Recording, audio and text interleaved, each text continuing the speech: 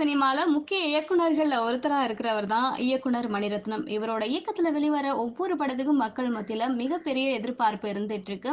அந்த விதத்துல சமீபத்துல வெளிவந்த படம் தான் பொன்னியின் செல்வன். இந்த படத்துக்காக ரசிகர்கள் மிகப்பெரிய அளவுல காத்துட்டு இருந்தாங்க.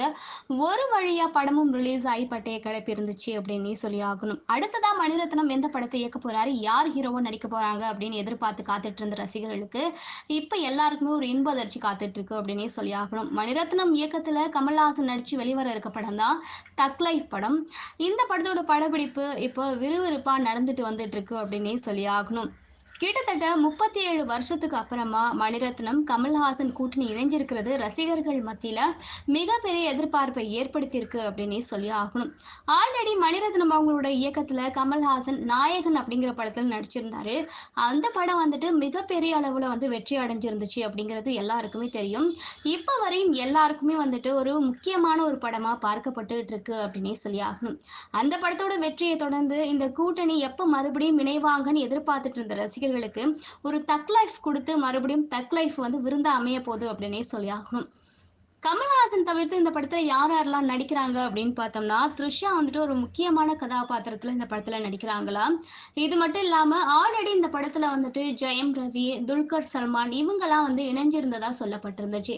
இப்ப ரீசெண்டா வந்து இவங்க 2 பேரும் சில பல காரணங்களால இந்த படத்துல இருந்து விலகி இருக்கிறதாவும், இதுல ஜெயம் ரவி அண்ட் துல்கர் சல்மான் கதாபாத்திரத்துல மறுபடியும் யார் நடிக்க போறாங்க அப்படிங்கிறது தான் சவாலான விஷயமா இருந்துச்சு. அதுக்கும் ஒரு எண்டு கார்டு போட்டாங்க அப்படின்னே சொல்லி ஆகணும். துல்கர் சல்மானோட கதாபாத்திரத்துக்கு பதிலா பார்த்தீங்கன்னா, இப்போ சிம்பு வந்து அந்த கதாபாத்திரத்துல வந்து இறங்கியிருக்காரு. அதுவும் பயங்கரமா பட்டைய கிளப்பி மாஸா இருக்கு அப்படின்னே சொல்லி ஆகணும் அந்த கதாபாத்திரம். இது மட்டும் இல்லாம ஜெயம் ரவிக்கு பதிலா யார் நடிப்பாங்க அப்படிங்கிற மாதிரியான ஒரு கேள்வி இருந்துட்டு தான் இருந்துச்சு.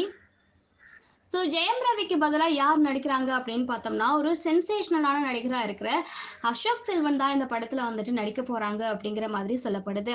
ஒரு கேங்ஸ்டர் கதை அம்சத்துல உருவாயிருக்க இந்த படத்துல பல பிரபலங்கள் வந்து நடிச்சுட்டு வந்துட்டு இருக்காங்க அப்படின்னே சொல்லி ஆகணும். இந்த படத்தோட ஷூட்டிங் இப்போ டெல்லியில நடந்துட்டு வந்துட்டு இருக்கு. அதுக்கப்புறமா வெளிநாடுகள்ல எடுக்கிறதுக்கும் பிளான் பண்ணியிருக்காங்களாம் இந்த படக்குழுவினர். இப்படிப்பட்ட நிலையில இது தொடர்பான அதிகாரப்பூர்வ அறிவிப்பு விரைவில் வெளியாகும் அப்படிங்கிற மாதிரி சொல்லப்படுது. அதாவது என்ன அப்படின்னு பார்த்தோம்னா, ஜெயம் ரவிக்கு பதிலா வந்துட்டு அசோக் செல்வன் நடிக்க போறாரு அப்படிங்கிற அதிகாரப்பூர்வமான தகவல் தான் கூடிய சீக்கிரம் வெளியாகும் அப்படிங்கிற மாதிரி எதிர்பார்க்கப்பட்டுட்டு இருக்கு.